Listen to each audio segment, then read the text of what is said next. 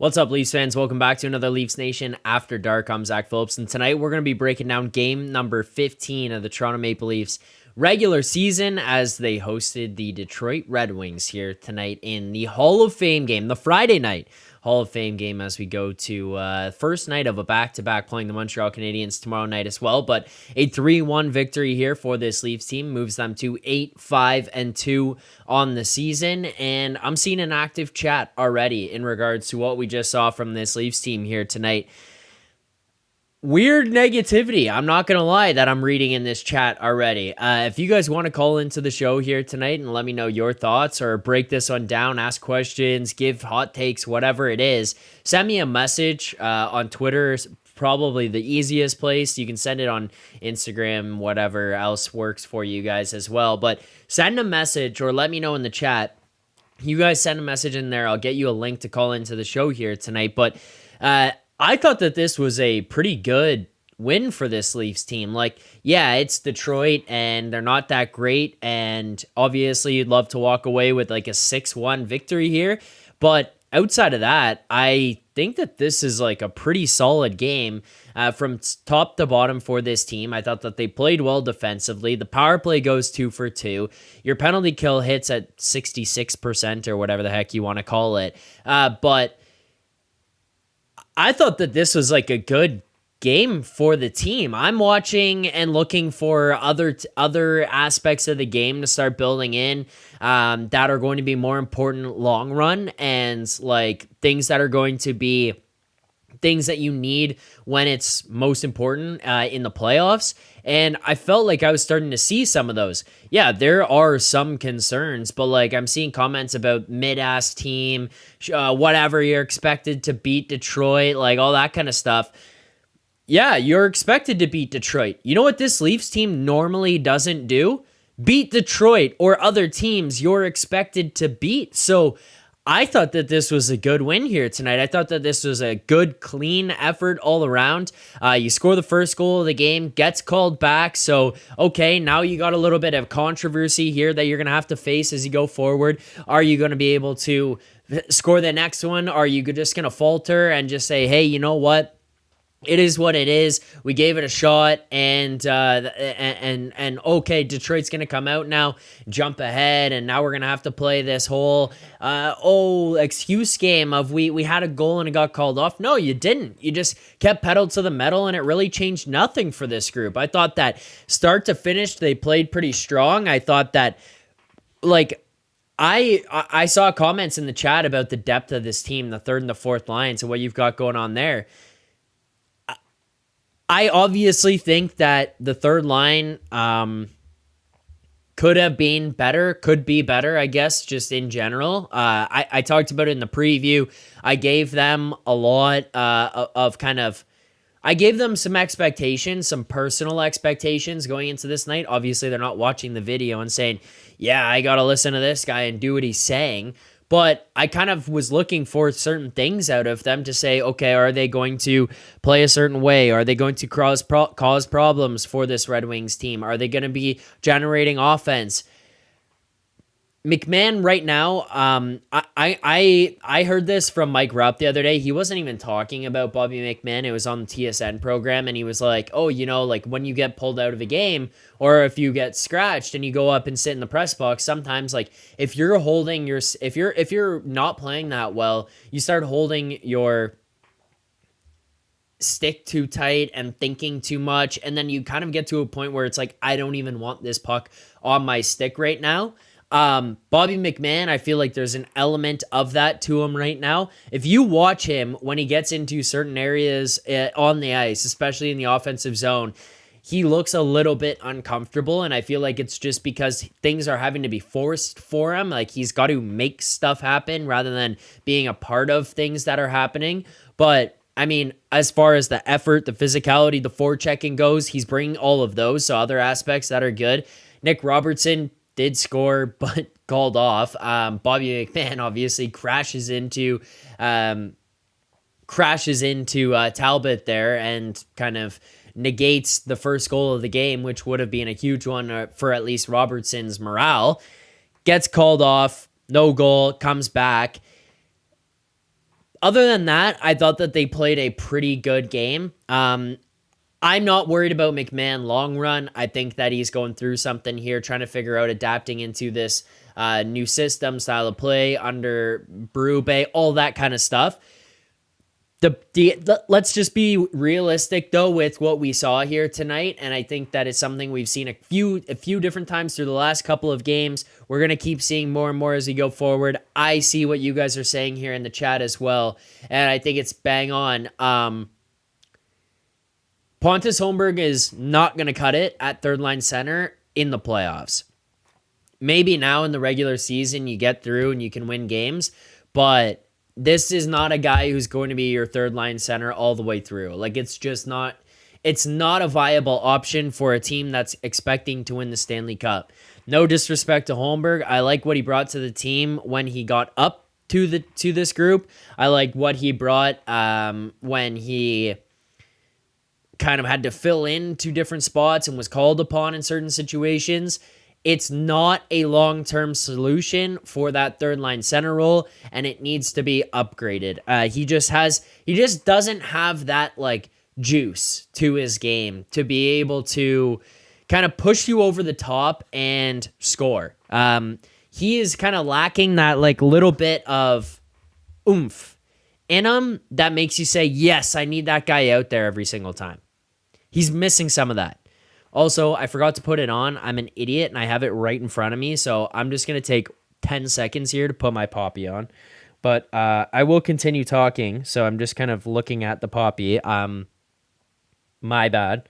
I had it with me, forgot to put it on, and then realized as I looked up at the screen, yeah, it's not on. So there you go. Poppy on. Hopefully I don't stab myself. There you go. Poppy on. My bad. Sorry. Okay, continuing. Pontus Holmberg, though. Yeah, I just don't think that this is a long-term solution for him. It also is a weird combination of line. They don't feel like they really complement each other. Like, it's not like they're detrimental to each other's success, but I don't really feel like they make each other better on that line. I don't know. Maybe it's just early. Maybe I'm being a harsh critic. I don't know. But Denver says, Zach, what would be a good replacement for him? Honestly, it's kind of hard. Like, I don't know if you have the replacement in this group right now. You're going to get Dewar back here soon, but I don't really think Dewar's like the guy that I'd be looking at to say, hey, he's the piece who drastically changes that third line. I think he's probably just like a better Pontus Holmberg, a more mature Pontus Holmberg, and I think he's got a spot in the lineup, but I don't think that he's the guy that goes in and says that we feel like he's pushed us over the top. I expect him probably to come back soon, but Debo says it, and I would agree with it. He's probably just a fourth line guy. Realistically, what I think he does there is push out a guy like David Kampf and say, like, hey, dude, we probably don't need you that much, because that's kind of where I was going to go with this one as well. There were a bunch of times tonight I was looking at David Kampf being like, ooh, I think he's struggling. It's just no offensive ability, really. He's not got great hands. The defensive season that we saw him put up a couple of years ago when he first got here and was able to kind of capitalize on some opportunities was great, but it feels like that magic has worn off to an extent, and yeah, so that's kind of where we're at with this, with that lineup tonight. Those are the only two pieces I really kind of came away from being like, they stood out a little bit in a bad way to me. I thought that the third line played pretty well as a group. I thought that the fourth line played pretty well. Kampf stands out to me right now as just not, I mean, I don't want to say struggling, but just not kind of playing up to the standard we had maybe expected from before. And Holmberg, I just don't think is going to be a longer term solution at I don't know. I could be wrong. He could turn it around, but you've also got Yarncroke that's going to come back. You've got Matthews who's going to come back and obviously push people down. Domi's not going to play up on that first line anymore. You're probably going to keep the second line together. So then Domi goes down to the third. It changes the dynamic of that. Maybe Dewar comes in. Kampf goes out, right? There's a lot of solutions or a lot of options, I guess I should say. So there is room for it. But those are the two pieces that I looked at tonight. I was like, oh, those kind of stood out to me as not that great. Back to positives for tonight, though. This was a low event game. And it felt very different watching it.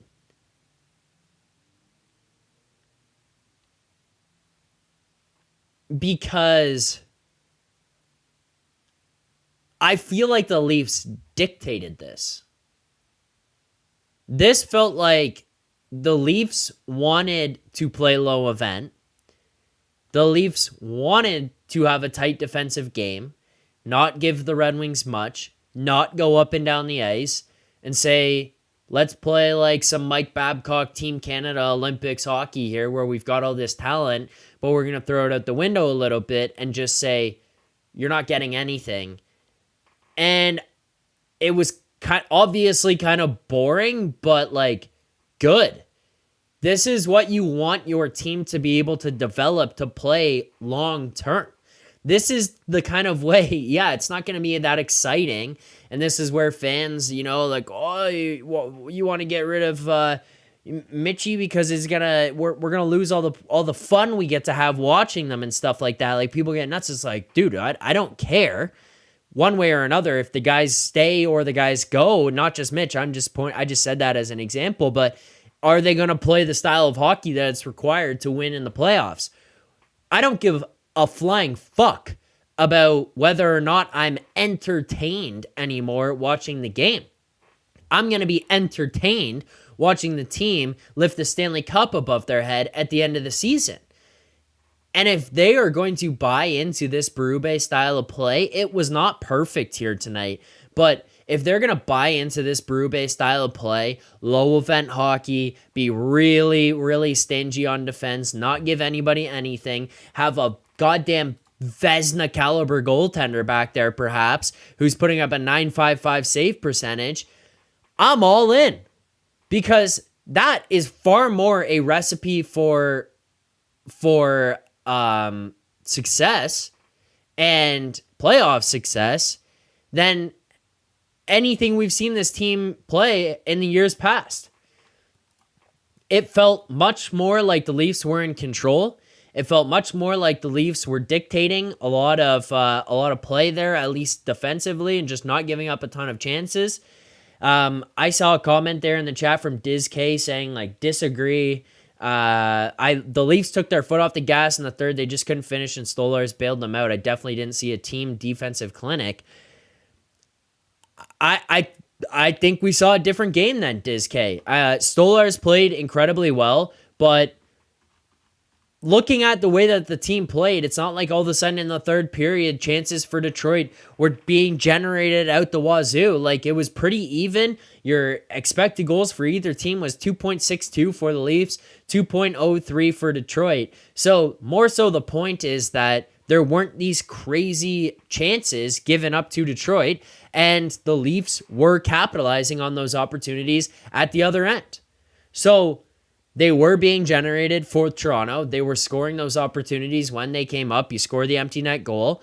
And it's not like this is a defensive clinic that I'm saying was put on here tonight by the Leafs, but they just said, fuck it. We're just not going to play run around pond hockey here tonight. We're going to shut things down and kind of snuff them out before they get an opportunity. Deserve to win a meter in favor of the Leafs here tonight, 51%. So I just felt like they dictated how they wanted to play this. They dictated what they wanted this game to be, and that's where I have respect for this team tonight. I don't think defensive clinic, but yeah. Did I get a perm? No. I have insanely curly hair. It's real curly right now. I just got it cut a couple weeks ago, and now it's blending out into the stage where, like, I either just gotta keep letting it go or I go back and get it done again, Blake Brim. So no, I did not get a perm. Thanks for watching, though. What? If you are watching and you haven't already, make sure to subscribe here to the channel. Leafs Nation 401 right here. Right here on YouTube. Subscribe to the channel. Turn on notifications. We'll be back tomorrow. Game preview. Best bet. We'll be back tomorrow night to break down the game. We will have Nick Alberga on the show tomorrow night as well. We're going to have plenty of guests rolling through here on the show, following us here as well, following these games here with us as well. More Tyler Ennis, Nick, Rosie, Stewie, all the boys popping by. You guys calling into the show if you want to. Let us know.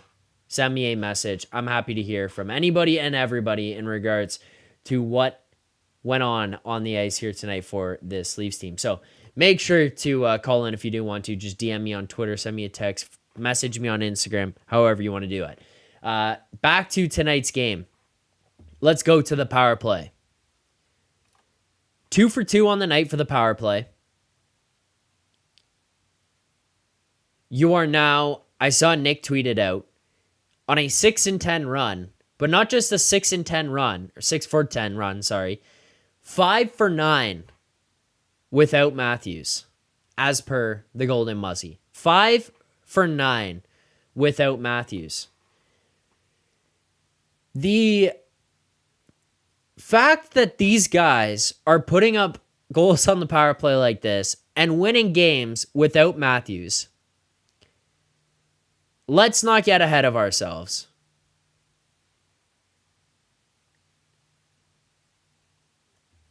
They still need Matthews. Let's not get out of control. He is the best player on this team. But what I think happens and what this team needs to take away from this stuff is when he is out, there is no longer a focus from the guys on the ice, especially power play specifically, to we have to get Matthews the puck. They move the puck quickly, they move it with purpose, everyone shares the wealth, and then they fire. Get rebounds, get pucks to the middle, get opportunities. Everyone kind of looks at him and is like, let's push it over to him. Let's get it to Matthews. He's the shooter. Similar thing happens at 5-on-5, I feel like. He's a drawing force where everyone looks at him and says, we got to get the puck to him. That's fine. You want the puck on his stick, but you don't need to force shit. You're a really good hockey team. You have exceptional players in other areas of the game. You have other guys who are able to supplement offense, who are able to help out in other areas. There's no need to just force things to him. We see it on the power play. You distribute the wealth. Everyone moves the puck around. Get the puck to the net. Play direct hockey. And all of a sudden, now you're 5 for 9 without him on the ice in these power plays. The other thing would be a change in dynamic, starting with this. There is a 6'3", 220-pound man standing in front of the net who is creating havoc, who is not afraid to fight with anybody in front of the net, who gets his ass at the top of the blue paint, takes away the goaltender's eyes, has really good hands to be able to tip pucks and bang home rebounds, and does not give up on any play. That would be 230 pounds. Thank you, Robert Smith. That would be the kid from Arizona, Matthew Nyes. He gets parked in front of the net on this power play, and all of a sudden they have success. And it's like, oh, is it him? Is it... Guys, sometimes it's just basic, fundamental shit. Go to the front of the net, create havoc, put pucks on net. All of a sudden the puck's in the back of the net more regularly. These things help. Obviously, here tonight, the one goal that was scored, the Marner goal, that was Marner's goal, and then Tavares' goal, and then Marner's goal again was whack, but that was not caused by him being in front of the net. That's caused by an incredible zone entry by Marner, makes the pass across to Nylander, a great pass, who then just says, I'm putting my nose down and I'm driving straight at the net. He goes to the net, loses the puck the last second, and Marner's able to bury it. But it's like these guys are just making this more conscious decision to be like, no, fuck it, I'll score. We don't have to get it to 34 every time. I don't think he's a distraction or anything. I think that would be pretty absurd. But they're just like, let's go to the net. Puck comes on my stick, I'll go to the net. Nylander gets the puck inside the blue line, he's going to the net. Morgan Riley is getting the puck at the blue line and firing things through. Like, there's just a little bit more relief and simplicity to the game. And I think that's what's allowing them to have that success right now. If you're here right now, watching the stream, hit the like button, subscribe to the channel. See a bunch of people asking me, do the salts. Blake Brim sending the salt emojis. That's fine. But we have to hit 50 likes. We got to hit 50, and then I'll do it again at 100. It just has to be done. You got to get to those, and then we'll do it. I'm not just going to do it for fun. Come on. As for what's going on with the power play, though, and this team winning games without Matthews, pump the brakes. We are not in a we're better without Matthews situation. I just think that the guys who are playing right now also step up when he's out and say, oh, we got to fill in for him being out. We have to elevate our games because the best player on our team is out. Let's see what we can do, how we can help out. Everybody needs to be doing that in every game, whether Matthews is playing or not. So, I just don't want to hear that anymore, and I think that that's something that's got to, like, come on. You think this team is actually better without Austin Matthews? No shot. Let's talk Anthony Stolarz.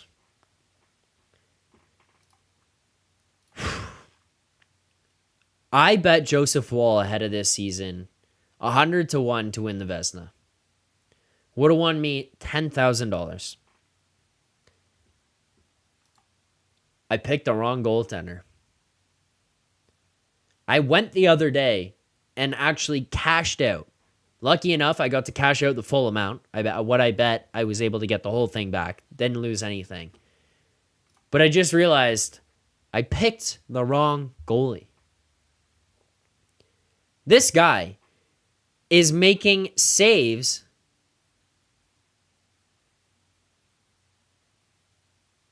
with his hand, his bare hand. He's laying on the ice in scrums, in 1-goal games, saying, I'm not allowing this, making incredible backdoor saves, sprawling out to get to the second one, the third one, the fourth one, and then his blocker comes off, and he's grabbing loose pucks.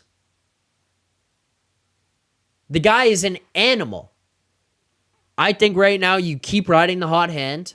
You obviously have to be aware of the workload. Not from the perspective of, like, can he handle it? Is he going to be able to play this many games and continue the success? Like, I don't care about that.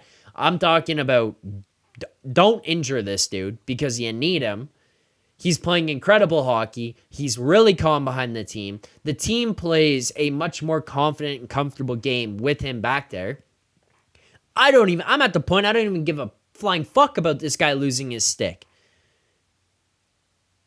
Go across crease, backdoor save, drop the stick, doesn't matter. Make the save. Recover, back to the other side, make the save, stick, gone. Nobody knows where the stick even is. These guys making 4 or 5 saves in a row. Like, it doesn't matter. He's on top of the play. He squares up to the puck quickly. He is not zipping around everywhere. Like, he is staying within his post. He's just like, the funny thing is, Rosie came on the other day and he's like, oh, he's everywhere. And then I was thinking about it more and more. It was like, we would describe Samsonov as being everywhere.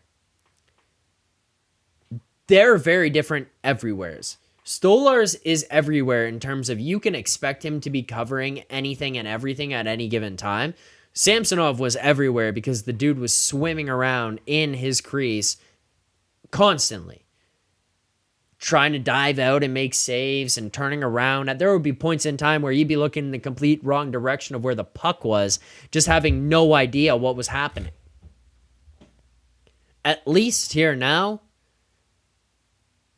not the case. He is just so dialed in, keeping the game in front of him, not ever kind of being overwhelmed by the moment or reflecting too much on what's just occurred. Just what is coming up next? What's coming up next? Let's stop the next puck. The mentality he has right now and how he is kind of approaching each and every game and the calmness he has is helping this team so much right now, adjusting to this style that Berube is going to want them to play. You want to play low event hockey? You're going to get it if you continue to do that and then have a goaltender back there who, on the odd chance that you give up, is going to be able to make saves and get in front of those things and save the ones that he needs to. And to those saying, oh, this wasn't a defensive clinic, again, I'm not going to say defensive clinic, but this guy tonight only faced 22 shots. So he's not facing an insane workload. The Leafs are able to minimize that. The chances that he faced of the ones that were quality weren't that insane. They're just able to kind of dial that down. And then the ones that Stolar's, are kind of borderline, he's making those saves. The ones that he shouldn't, he's making the saves. And then the ones that he should, much different from years past, he's making those saves. It's just a different vibe and atmosphere altogether watching Anthony Stolarz go in net for this team. Low event hockey is what's going on right now, and I respect the hell out of it. Because if they can continue to do this, you're going to start to see blending together much, much better in the future. The offense and the defensive abilities. I'm not saying this is a defensive clinic. Let's be clear. All right, 50 likes here on the stream. I've got a couple of super chats from Max NTS Decimus. I want to get to those as well. Thank you so much for watching the stream here tonight, liking the channel, subscribing to the channel, all that kind of stuff. We got the smelling salts. Let's do these here. These things are potent. I just took them out and smelled them before the show here as well to see what was going on. Accidentally got a little too close, eyes watering. It's tough scenes, but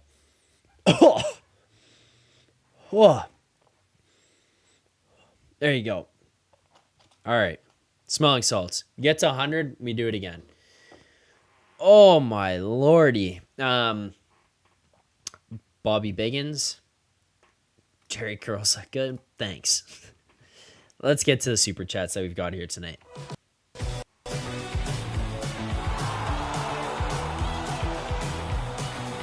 Max, thank you for the super chat. Max says, I harp on Marner a lot.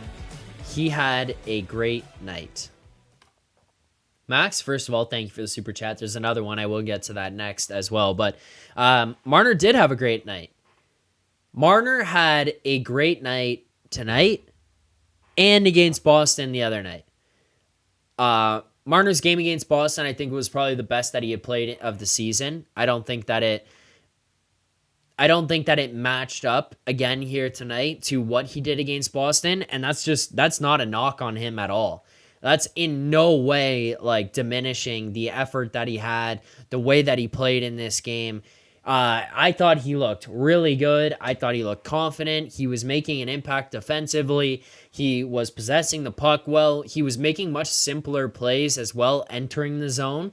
So he would get in there on the power play entries and just say, I'm just going to carry this thing in. I'm going to carry it across the line. That makes it a lot easier on everybody. If you're going to have a guy do that and just take over and get into the zone and carry it in, it forces the other team back. You're not doing some stupid little plays at the blue line, chipping it off where they can step up. You're not having to worry about dumping it, which they don't want to do anyways, or making these just ridiculous little ticky-tack passes at the blue line that get broken up. He committed to getting pucks into the zone. He was playing well defensively. He was winning battles on the boards. He was making great defensive reads there as well. Like I talked about it against Boston off a lot of the faceoffs and in the D zone where he would jump out and intercept passes and get his stick on things to break up plays. And he was doing that here again tonight. I don't think that this was necessarily like an offensively dominant night from Marner, but he scores that first goal that he carries the puck into the zone, makes a great pass across the Nylander, and then follows the play to the front of the net, which allows him to get to that rebound and score the goal.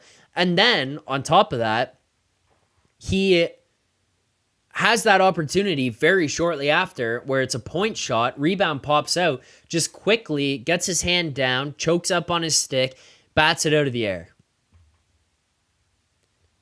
I thought he played a great game here tonight, and I think he deserves a lot of respect for the way he stepped up in the absence of Austin Matthews right now. Kudos to him.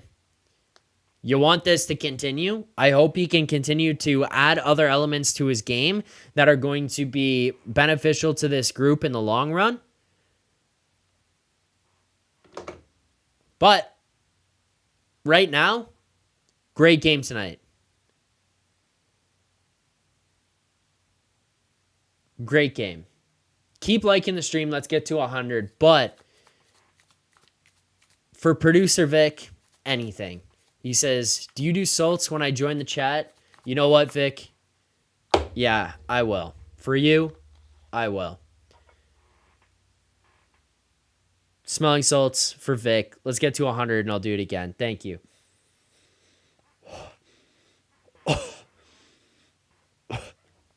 Jesus. All right.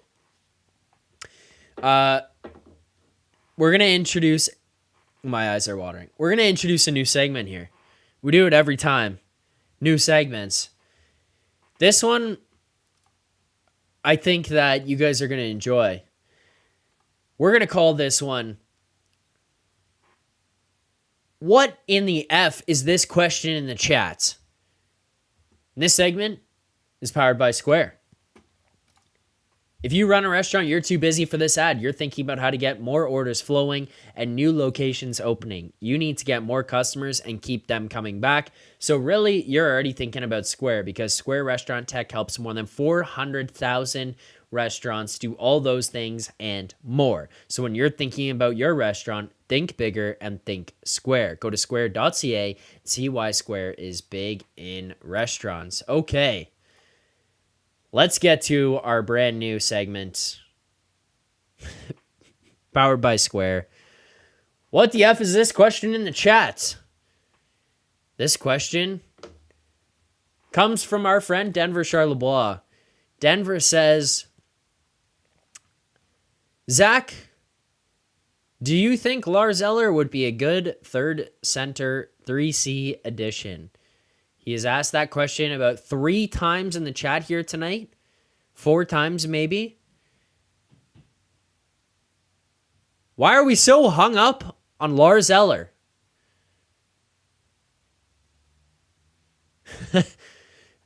Where did Lars Eller come from as the solution for this team and the third line center that's going to push them over the top or be a better solution for this team than what they currently have right now? My honest answer is no, and my follow-up question is why.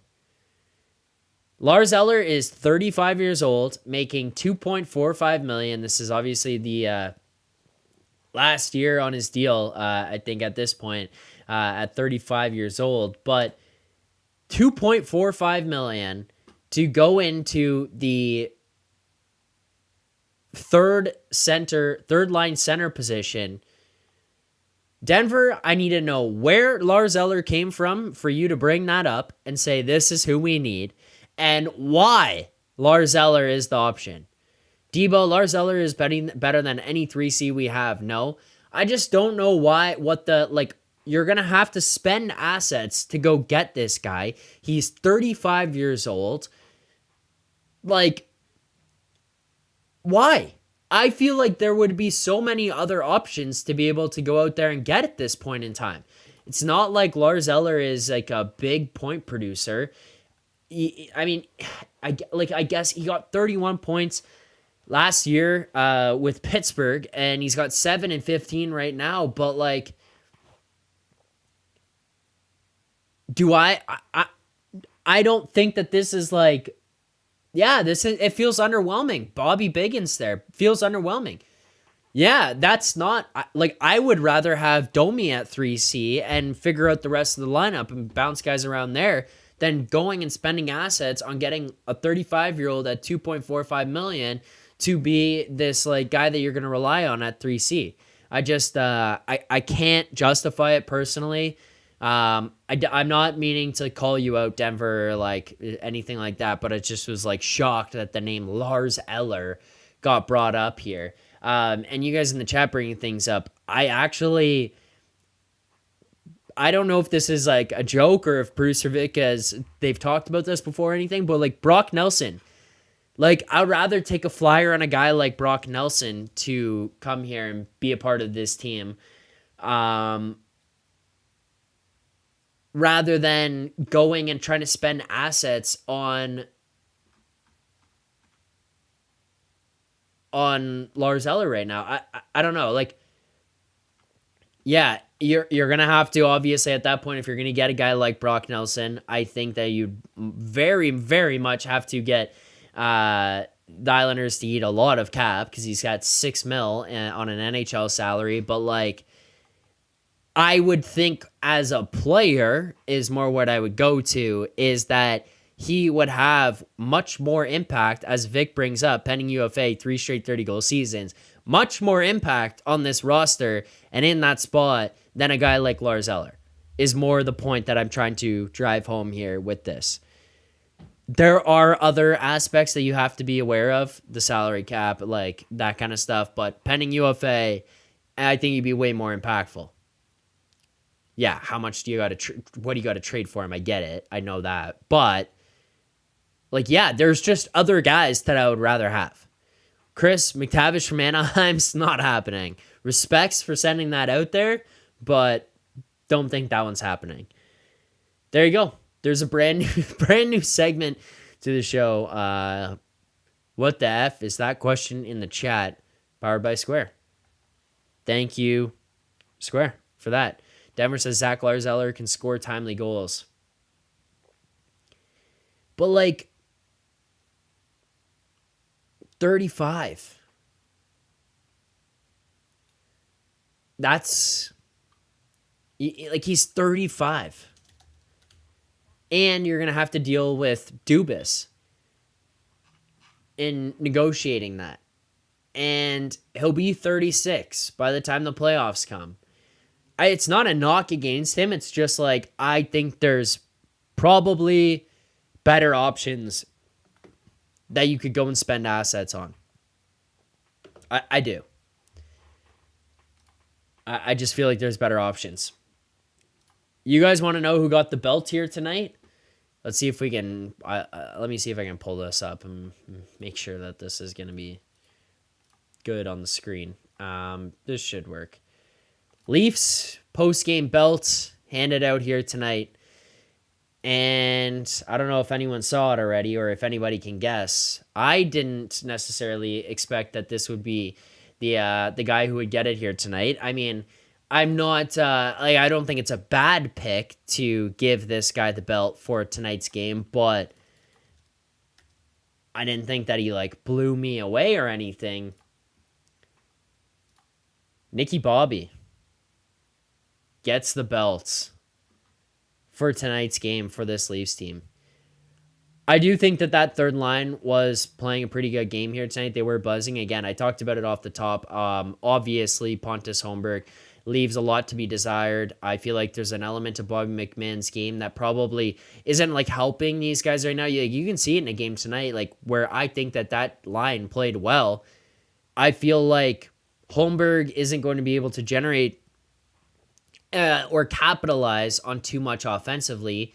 And on the other side, it's Bobby McMann, who I feel like is a little bit hesitant in his game. But Right now, I think Nick Robertson played a pretty good game tonight.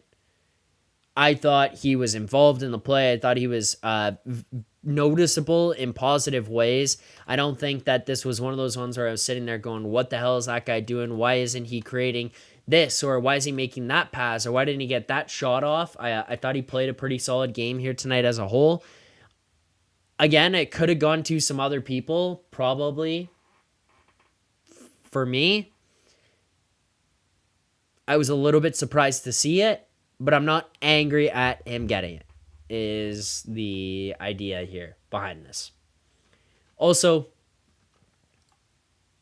I guess he really didn't generate that much. I was like going to go look and see if I was missing something on expected goals here tonight. I wasn't. We weren't. So, I don't know. It's a little bit surprising, but hey, good for him. Good for him. He gets the belt tonight. Let's get to a couple quotes that I saw coming out. I want to kind of just acknowledge some of the stuff as these things are happening in real time.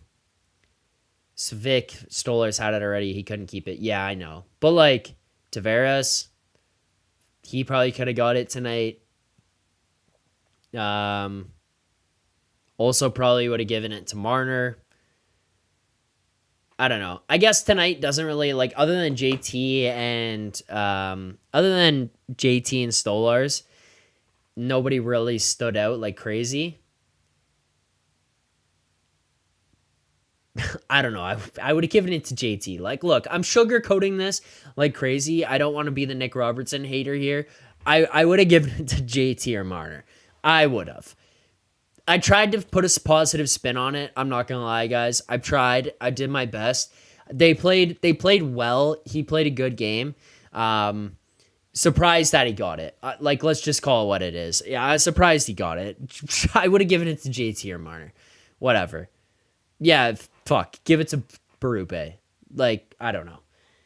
Let's get to some of the quotes from tonight's game. First one. Marner on the Anthony Stolar's barehand save. I didn't know where the puck was. It was a bit of a dog pile on there, and it was nice to see him come out with the puck in his hand and still all 5 fingers. Tavares, I was telling Stoli he doesn't need much equipment. It's kind of funny. Doesn't need much equipment, loses his stick pretty regularly. I was like, the last game I watched, I was panicking. I'm going, I can't believe this guy's losing it at this rate. It's not just like, oh, he lost it a couple times. Like, he's losing it a ton, and he's losing it in big moments.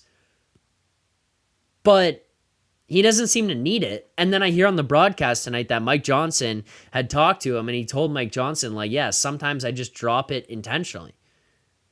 Like, I let it go so that I can move across. Yeah, put those in the chat. I got to be careful of that. Put those in the chat. The hands up. But he's like, yeah, I drop my stick intentionally because then I can just get across and move around easier, like go with the flow. Kind of sick. If it works for you, dude, who cares? Like, that's kind of a baller move. So kudos to Stolars. You don't need a stick. You don't need a blocker. Let it fly, kid. Let it fly. He's playing such good hockey right now. I'm not going to be the one to tell him what to do because he is a stud. Stud right now. Keep liking the stream right now if you are watching. Keep liking it. We got some more super chats I want to get to. First up.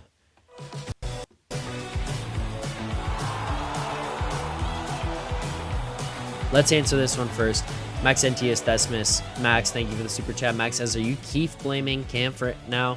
No, I'm not. That's funny, but no, we're not blaming Cam. I'm just saying I think that he had looked really good at first, and I feel like right now it's just like we're seeing some type of decline. Maybe there's also an element of like, that was the peak of what David Kampf was, and we got our hopes up for how he could be year after year after year. And realistically, he's not that good, but he's also not as bad as what he is right now. He's somewhere in the middle. I am left to be desired a little bit on him, but yeah. I'm not blaming anything. I just feel like we probably saw a little too much. Now we're not seeing enough. let's get to the next super chat.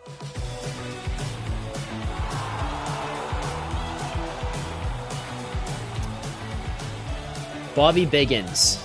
Bobby, you complimented the hair earlier as well, so thank you, Bobby. I do appreciate that. You know, at night when I finish the show, I shut this down, I go to post the podcast, I think about the chat and the comments that were made, and just, you know, I never take offense to any. I more just think about future things. You know, I'm going to go to bed tonight and I'm going to be thinking about Lars Eller. I'm going to be wondering, how does Lars Eller fit into this group? And what's the trade that we could make for Lars Eller as our 3C?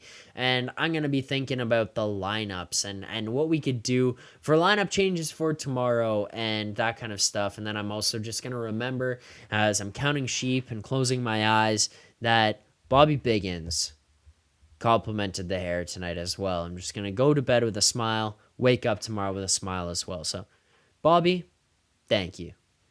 Thank you, Bobby. I appreciate it. What are your thoughts on the power play?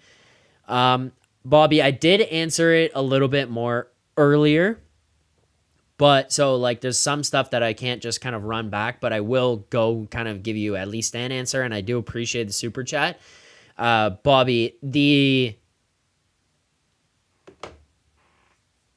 power play, I think, is just having this success right now because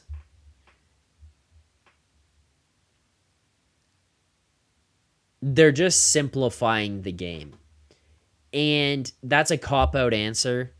It's kind of a stupid answer, I guess. Like, I know it is, so you guys can tell me that. I'm fine with it. I'm not going to take offense to it. But, like, it is reality. They're skate the puck in the zone. Don't double reverse slingshot pass all the way into the offensive zone. Get in and make some stupid little chintzy pass to a guy whose feet aren't moving. Doing weird setups with like JT out high, Marner in corners, Matthews and Nylander posted up high, Riley. Like, you're setting up a high 3-man umbrella up there. That's like, what is the point of this? Because you need your attack lower in. I kept seeing all these people being like, why does Kucherov, Stamkos, Ovi have all this success being able to score goals? Marchessault in Vegas, down Eichel in Vegas, having all these opportunities and success in the power plays. Well, like, first of all, they're also way further down into the offensive zone. They don't stand all the way back, like holding each other's hands at the blue line. They're spread out. It makes it a little bit harder to cover. You get those guys into some more optimal one-timer positions for guys who are that good at scoring. I mean, you fucking put me down into that spot where Stamkos stands. I'm probably firing that thing high and wide. My goalie's going to lose his mind because he's got to go and play it every single time I miss the net and it rings around the glass back into our zone. But those guys are so good at shooting the puck, they can post up down into those spots and become these side of the net threats. And then you also get guys standing right in front of the net with Matthew Knies just posted up right in front, tipping pucks, taking away the goalie's eyes. Like, so many of these good things that are occurring with the power play where it's like, this is not really a Matthews being out issue. I think the group as a whole is just playing they are not thinking as much, in my opinion. And I think that's helping. And then it's like, also at the same time, they put Matthew Knies in front of the net. Like, we've said this a billion times. Put someone better or someone in front of the net to do that. JT's fine on the power play. But, like, the role they're asking him to play is not beneficial to this group because there's no one else who can play the Knies role. So, how are we going to capitalize on these opportunities? Well, put Matthew Knies in there. Take the goalie's eyes away. Tip pucks. Like, that stuff makes so much more sense. And just in general. And now all of a sudden we're seeing them capitalize. So, Bobby Biggins, thank you for the super chat. That's kind of the best, most simple answer I could give you for this one. We got another super chat here.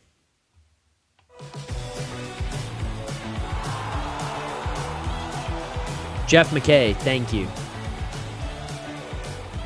for the super chat. Jeff, thanks. Jeff says, I don't only comment doom and gloom. Seriously, they are playing way smarter and tighter games. Great to see. Hope they keep it up. Agreed. I appreciate the super chat. Wish I could add more for you there, Jeff, but same thoughts.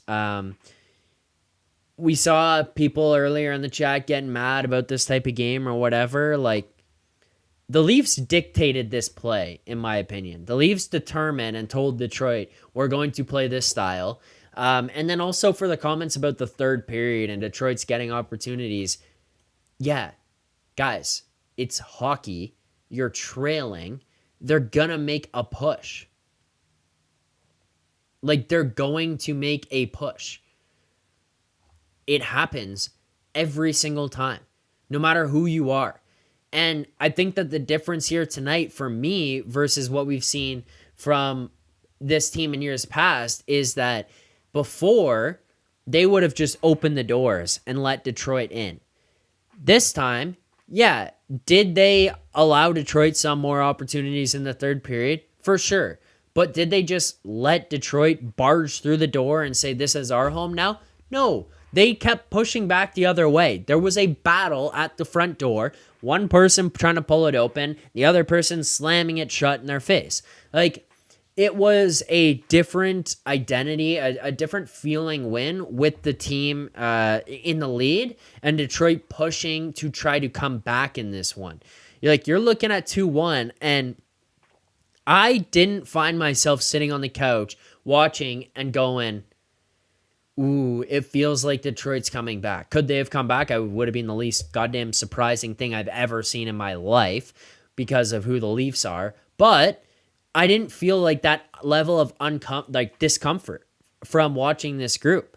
It was simple plays, committing to getting pucks out, a couple mistakes here and there, but just good hockey all around. And I thought it was just a fun way to watch them win a game when it's something different, I guess, is kind of what I'm getting at. Like, that's not normal. Denver, how was Justin Holl tonight? He was Justin Holl. He's a healthy scratch for the Detroit Red Wings. Like,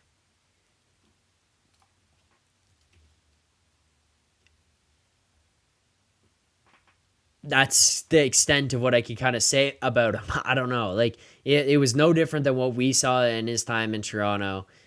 I felt like if you put some more pressure on him, we probably could have capitalized on some more opportunities, but I don't know. I mean, that's how he was. I hope that answers your question. I don't know, man. It's Justin Holl. Like, Debo? Yeah, great question. Yeah, I don't know. What do you want me to say? I don't even know. Like, that question sent me for a loop. What else do I even want to talk about tonight? Jesus. Oh, Justin Holl played 19 minutes tonight. I don't know if that helps other people. It's sent by my personal statistician, my father. Holl played 19 minutes tonight. Ha ha ha ha ha ha ha. There you go. I don't know. Yeah, new segment popping. Yeah, Denver's back at it. Yeah, $3.4 million scratch. I don't know. Like, he was Justin Holl, man. What do you want me to say? But where do I go from here? Let's get back on track. What else from tonight? Cover the first line. Oh, okay, this. Second line, quickly, want to just touch on this. Second line, not going to like pop out off the sheet tonight in terms of stats or anything. Really good night from them again, I thought. Pacioretty, I don't know, man. Did JT buy a second amulet and put it in Pacioretty's stall? Because the two of them, all of a sudden, like after a slower start to the year where they didn't look that great, Pacioretty's getting healthy scratched. People are losing their minds on the morning show. People are losing their minds on the After Dark show. Like, we can't have this guy here at $11 million. Let him go at the end of the season to like hat trick against the Jets. 2 goals here tonight. Almost 3, mind you. Almost 3 tonight. Was given to Marner, was given to JT, and then JT went to the penalty box and said, I don't want it, actually. Have it back. Give it back to him. That second line has to stay together, in my opinion. Matthews comes back. Not even Lars Eller is going to be able to shake things up and move guys around here in that second group. Like, JT, Pacioretty, Nylander must remain together. Pacioretty here tonight, finishing every check. He looks fast. He looks like he's creating just chances, not with his stick. I'm saying creating a lot. I need to find a new word. Sorry. But he's generating lots of opportunities without his stick. What I mean by that is hard on the forecheck, finishing hits, getting in guys' faces, making them feel like they're coming down. This guy leads the Leafs in hits here tonight. He finishes the night with 5. The next closest Leafs player on the team was Simone Benoit with 4, and then you have to drop down from there with 2. Like, Pacioretty, in 13 minutes and 41 seconds of time on ice tonight, was able to put together 5 hits and +1 and looks pretty good. That's probably an ideal amount of time. Like, if he can probably play a bit more, I'd be more happy. I feel like maybe some of the penalties took away from some of that. I don't know. I don't think there was anything that took away from his ice time personally. But he's not playing on that first power play unit. He's not playing on any of the penalty kill. And then, yeah, lead the team in hits here tonight. Like, that second line has to stay together, which you guys want to talk about the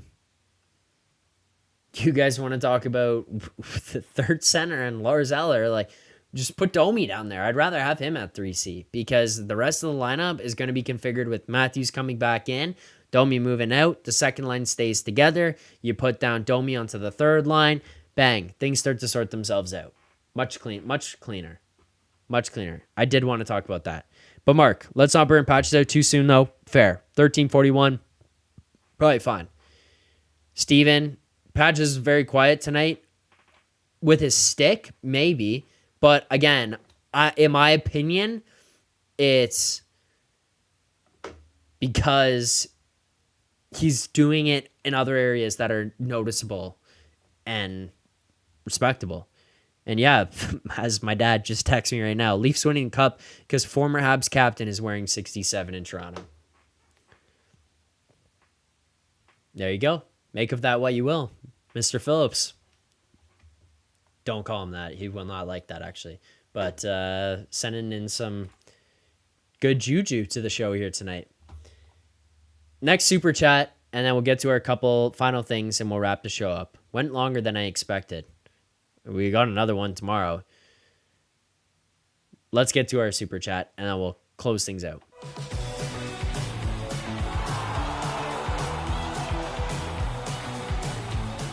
Super chat here. Yeah, sorry, Bobby Biggins.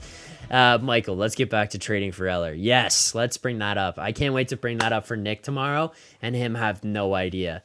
Or maybe we just save it and then have producer Vic make a graphic. That would be pretty good and just pop it on the boys on Monday. Anyways. Super chat, Bobby Biggins. Thank you. Bobby says, will Dewar and Yanni make a difference on back? I don't know about Yanni. Let me preface this. I don't know about Yanni because I actually don't know where his game is at right now. Sorry, Vic. I'm not going to make you work too much. He is a big body.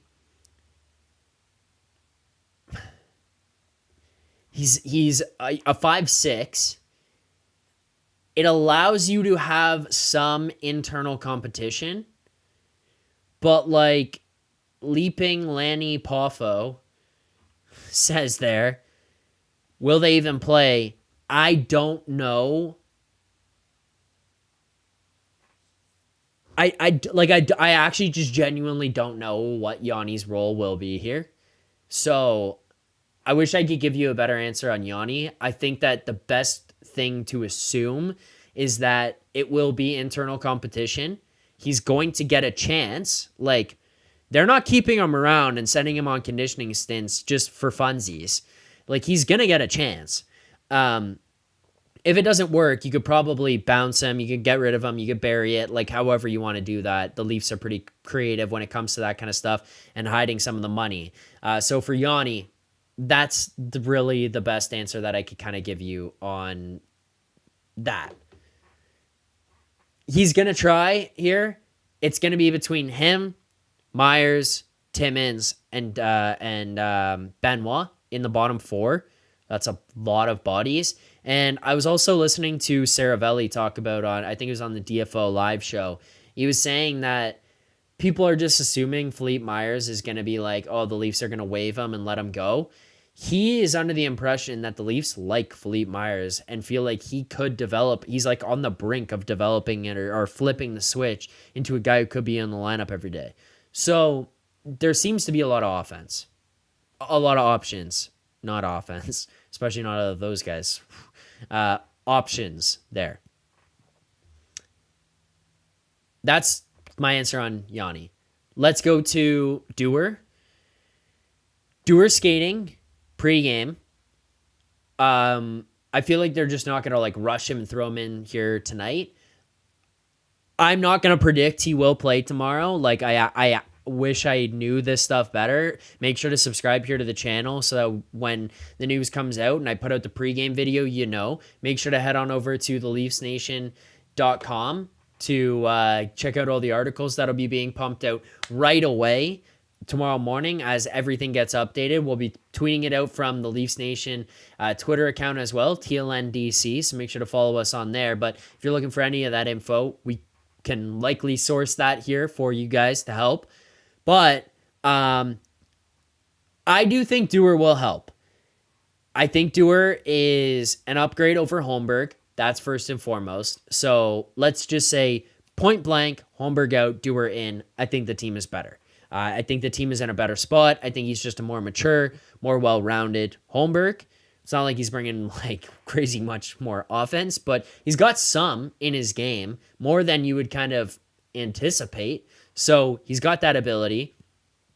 And then the other thing, Dinner Bells says, but like, whatever. He says, Revo in the press box the rest of the year with Dewar back. I'm not going to... I don't think you put him in the press box for the rest, but reality is he's old. You don't want him playing every single game. Like Dewar's an upgrade in that spot there too. So, yes, I think that he makes that better. Yanni, I actually can't give you an answer just because, like, the other thing, Bobby, is this guy could come back and his knee could just not work. Like, he might, what I'm getting at is, like, he might not be as confident as what he was on his knee prior to. And maybe that changes the way he plays. So, I don't know.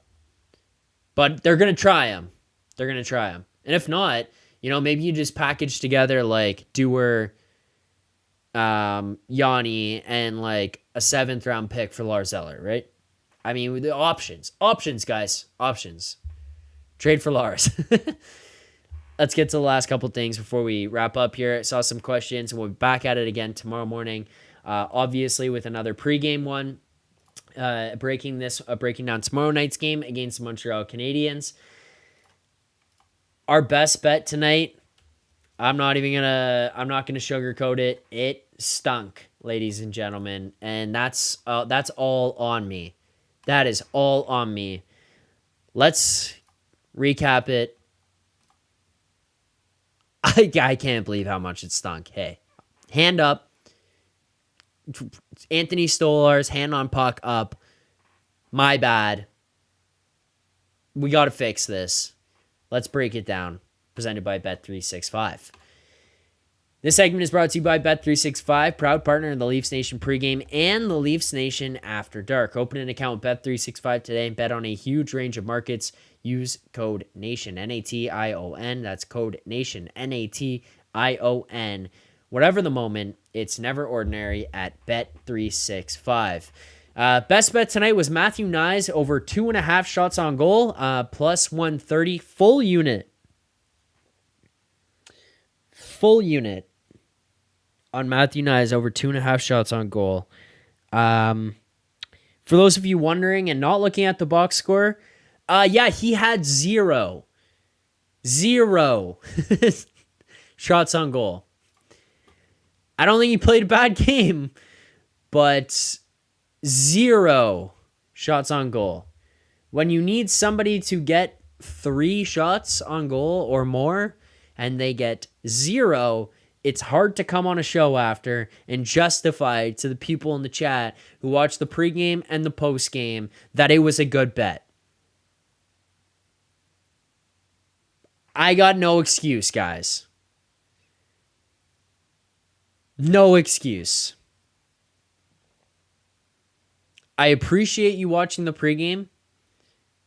I appreciate you showing up to the postgame. The bet was on me. That's a bad bet. I can't even... Look, the number was good. I stand by that. I'm not going to give things out that I think are bad numbers. But, oh my God. Execution, no bueno. No bueno.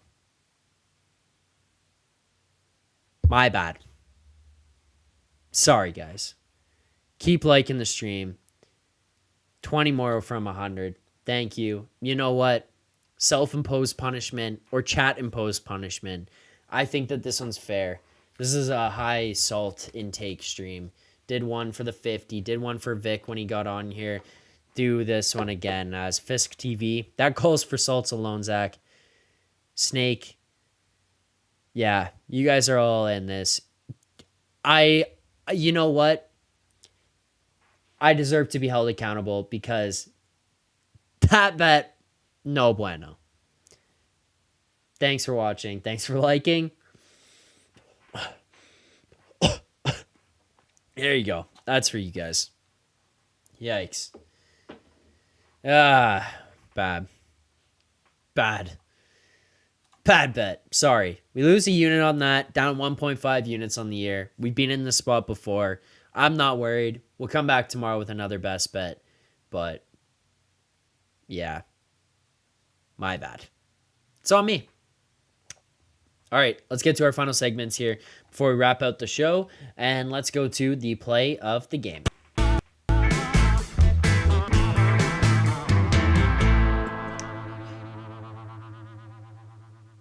Play of the game. Let's go with... The play of the game, let's go with the Stolarz save. The bare hand one. Look, the guy's just an absolute stud right now. A 955 save percentage. All I have ever asked from the goalies here in Toronto is like your starter, you'd want your starting goalie, you'd want obviously to be much more above average. When I used to do this show at first, when we started, if you guys remember and have been following along with us for a long time, Josh and I used to come on the show and be like, can we just get 900 save percentage from the goalie? Like, can we just get a 900, please, and give the team a chance to win? The guy's putting up 955 here tonight. He's making 10 bell saves. He's dropping his stick and getting across ice. He's looking super athletic, but also super calm at the same time. He never looks like he's chasing the game. And then that one there is like, we're going to remember the hand and him holding that puck up. But an underrated part is the save he made right before that. There is an opportunity for Detroit there to get on the board. He gets across, gets the pad on the save on the puck, backdoor, and then the scramble ensues, where he's able to pick up the puck with his bare hand and shut it down and kind of have like a heroic hand up, I've got the puck moment. Like, it's funny, but it was so stellar. And then they cut to Joe Woll. He's dying on the bench, like all of it. It's just a great finish to the play that started with an incredible save.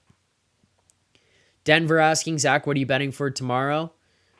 You got to tune into the pregame show for tomorrow to find out. Then the best way to do that, subscribe to the channel, turn on notifications. Dropping tomorrow, breaking down the lines and the best bets. Also, honorable mention I do want to give to Marner's goal. Power play, zone entry, attack with speed, attack with purpose and pressure from everybody. It's him getting in, passes the cross to Nylander, who says, okay, my turn. And he goes hard to the net, and then Marner follows it up. Sometimes you can just do things on the rush. Like, you have more guys on the ice than they do. Sometimes you can just take advantage. It's nice to be able to set up, but if you're going to have that much speed and that much skill, sometimes use it to your advantage. They do there. Get on the board. Also, JT's first goal, very similar to the Dylan Larkin goal, which, by the way, I don't even really have too much to comment on there. Dylan Larkin gets in a soft spot. I think for the most part, that's like an area of, yeah, the defenseman probably should jump up sooner, but like, I'm not looking at it like a breakdown. They just got into a soft spot in the penalty kill, and he turns and rips a perfect shot. It's a great goal. I think it can be a little tighter, but like, I'm not looking at it as a breakdown of the penalty kill. I think that's fine. The JT goal, though, puck's moving around pretty quickly. Detroit starts to collapse in. Marner tries to get a pass across to Willie. Stick on the puck, breaks it up. JT recovers, turns and fires just like Larkin did. Honorable mention. Final thing we'll get to before we close this one out. Let's do...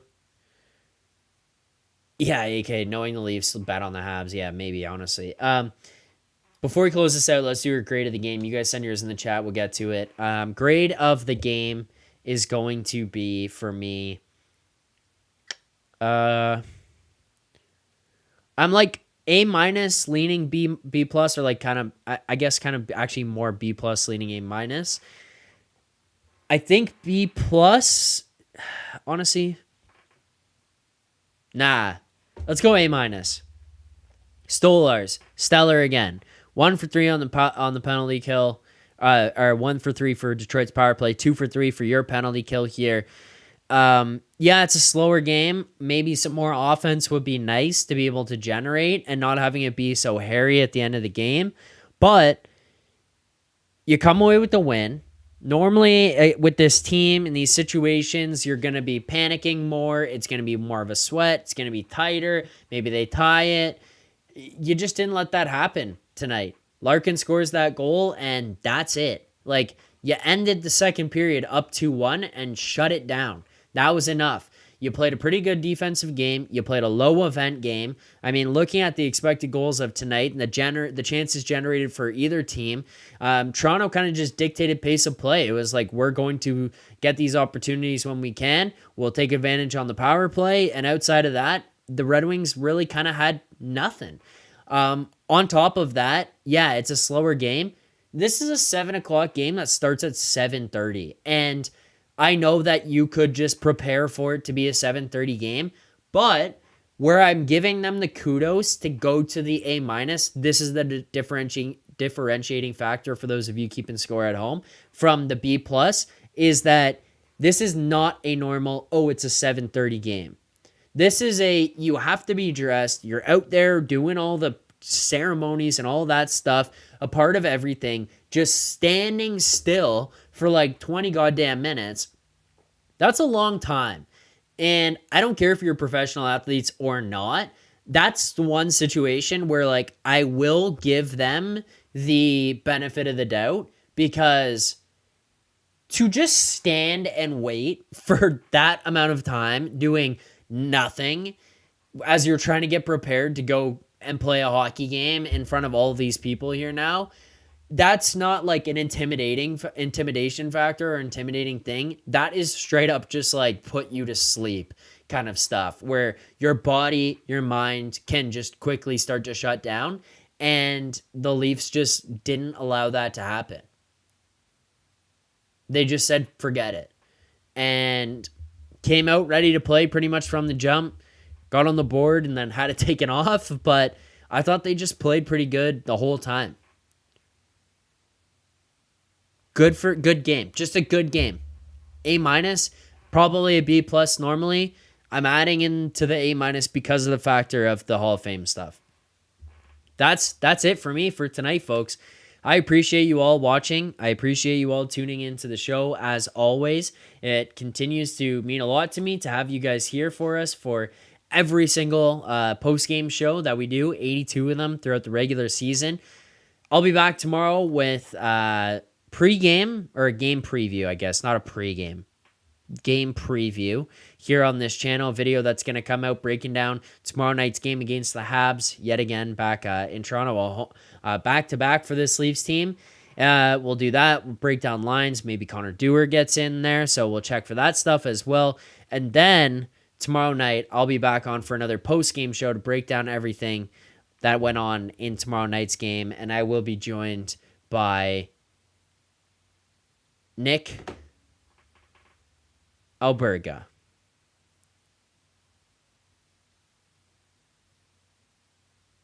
One sec. Scout the Wookiee. No, but like try and envision this game if they were still struggling on the power play, not even trying to be negative.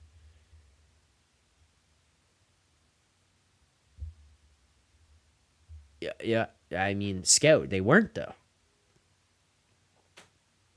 They scored on the power play. So you don't got to worry about it.